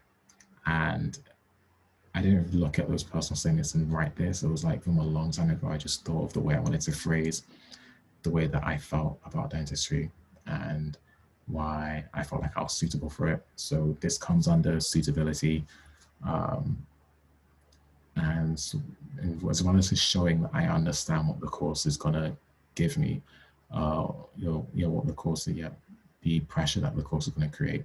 And I use that same phrase that I said I read in one of the personal statements about the course being able to create an environment. And I said academically rigorous and physically challenging, linking back to my other personal statement. It's not other paragraph where I talks about my ability to endure physical pain from practicing for hours. That links back and shows how I'm suitable for it. Really, I'm just saying that I'm suitable for it, and I've already told you that I already have all these skills in the other paragraphs. But yeah, the conclusion is something you can do last, and it's something that is going to be changed a lot.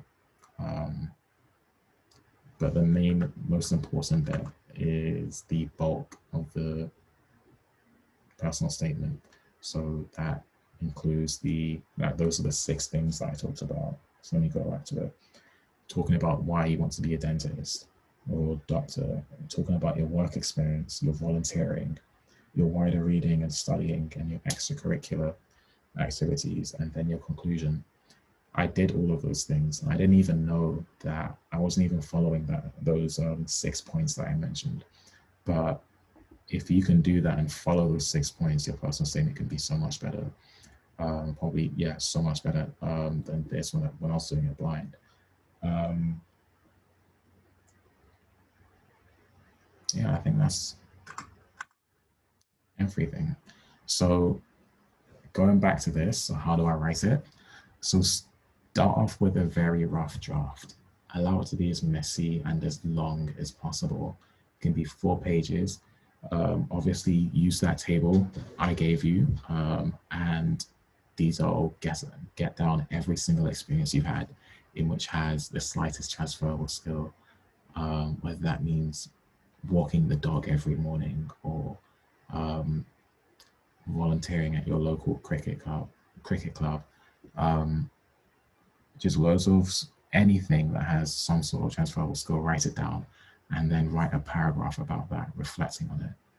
Another person, I'm about to finish.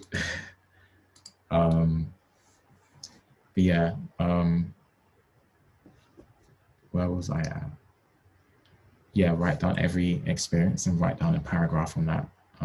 Basically just reflecting on it and identifying the transferable skills within it, putting it into just a way that's easy to read. And once you've done that, then you can start to refine down all the entire thing. That's where other people come in really, really well. They can help you with things like the flow, the exact words you use, the literal techniques that you use, all those sorts of things. They just help you refine it down into the final draft that will be 500 words long. And yeah, use all those resources to help you that I've listed there. Q&A. So yeah, that's it, done. Okay, I stuck to my time, 2 hours long exactly. So do you have any questions, guys?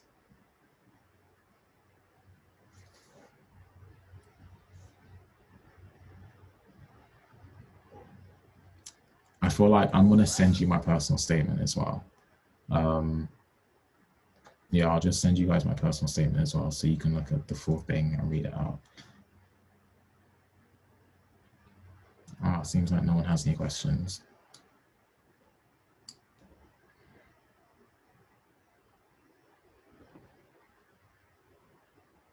And give it like 30 more seconds. Do GCSEs make a big impact? Depends on the university. Each university will weight those things differently, so you have to research it. Universities like Oxbridge, they take your GCSEs really, really seriously. Is it really hard to get into King's? It's really hard to get into any med school, but don't let the difficulty dissuade you, because anyone is capable of getting into any university that they set their mind to, as long as they just have the right guidance for that and have a good plan as to how they're going to do it. How much time should you spend? Right, as much time as you need. Well, I thought there were going to be no questions. How much time? So I wrote my personal statement in 3 days, but I was on that medic mentor summer school and they forced me to write it in 3 days. It was like probably one of the most painful 3 days I've ever had, because it was just, I had to get it done before the summer school finished, otherwise they wouldn't be able to help me with it. But I wrote mine in 3 days and I had loads of help. Don't expect to write yours in 3 days. I'd say write your draft at the end of year 12. You should have your first draft done. My school made me get my first draft done in like March or April. No, February. It was February. And then you had the entire summer to refine that before you ended up submitting it. Yeah, I had loads of help with me, and so I could write it down I could write my personal statement really fast. The universities take your home life into considerations, like the circumstances. Depends if you apply for extenuating circumstances. I don't know too much about that, but if you feel like you'd have to, that question is really vague. Are you talking about the application? Or they talk, yeah, like if you have extenuating circumstances, you can check the websites or the university's guidelines on extenuating circumstances and what they are willing to deem as or consider extenuating circumstances. But if they do, then yeah, I guess they will, and they'll just take that into consideration with your application. For example, actually, no, I won't give an example. Actually, yeah, maybe. So for example, with me, obviously I did sit my A-levels. The grades that I got aren't the grades that I might have gotten in an exam. And so I could apply for extenuating circumstances and say, okay, if I'm going for a postgraduate degree at a different university, and they say, what A-levels do you get? I could say, okay, I've got these grades, but these grades were during the 2020 year where there was no exams. And so they might not take your A-level grades into consideration when you apply for that grade. If it's home life, I'm not really sure what they would do to take in. Maybe it feels like if you couldn't get work experience, they'll take that into consideration. But yeah, you just have to check the website. What key things should you look at when picking a university?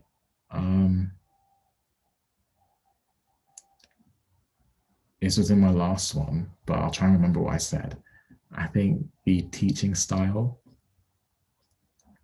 the accommodation, the definitely take into account the vibes.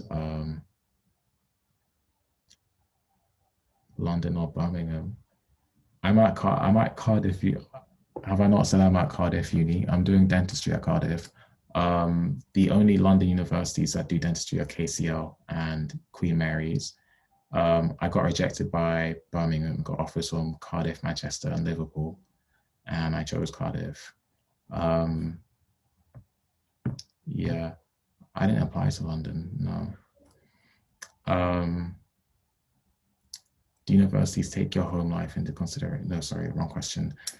What key things do you look at? Yeah, I said overall vibes. That's what made me choose Cardiff over all of them, because when I went to my interviews, they didn't make me feel very good about myself. They were very mean at the interviews, and they tried to give off the impression that they were really harsh, but I feel like they did that wrongly, and it just rubbed off on the wrong way with me. And the university just looks like somewhere that I didn't want to go to anymore after my interviews, whereas Cardiff did the exact opposite and made me feel really comfortable in my interview. But yeah, that was vibes. And Cardiff, the city as well. Everybody is so kind there. It's a really pretty place as well. It was mainly vibes that made me choose Cardiff. They were all quite similar in terms of how rigorous it would be academically, the prestige that they all have, similar. And so I went with vibes as my deciding factor. But yeah, if you want to know more about what I said for that, just look at my other video or the other session that is on the YouTube channel. If you just search up EmpowerOwl on YouTube, it should be like the first video that comes up. How do predicted grades play a part in the selection process for Liverpool and Cardiff?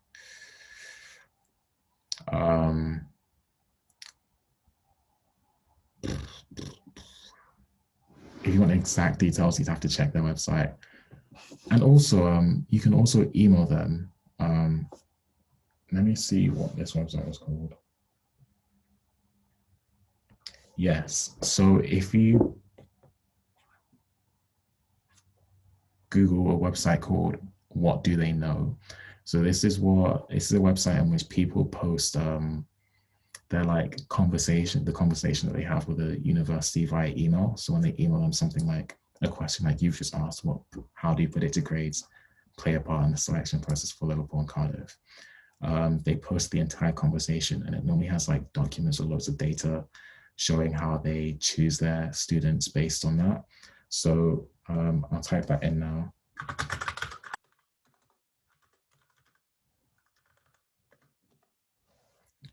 Oh, I replied privately, one sec.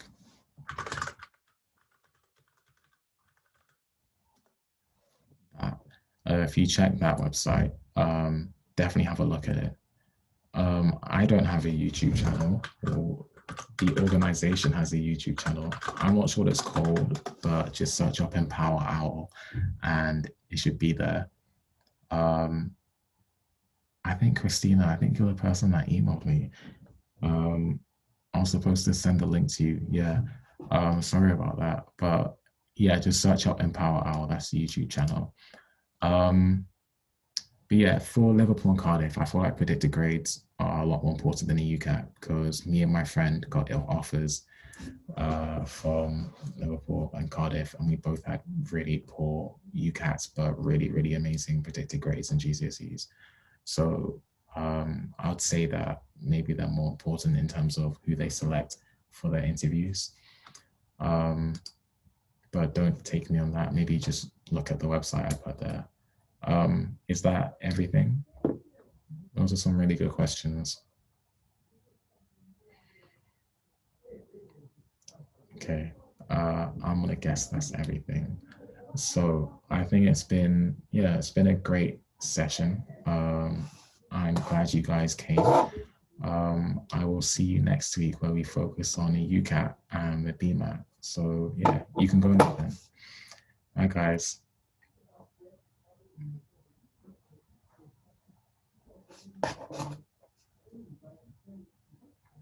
Thank you for the messages again.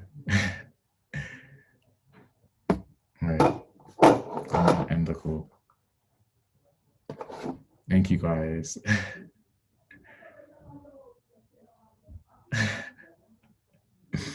Yeah, seriously, good luck to everyone. Uh, all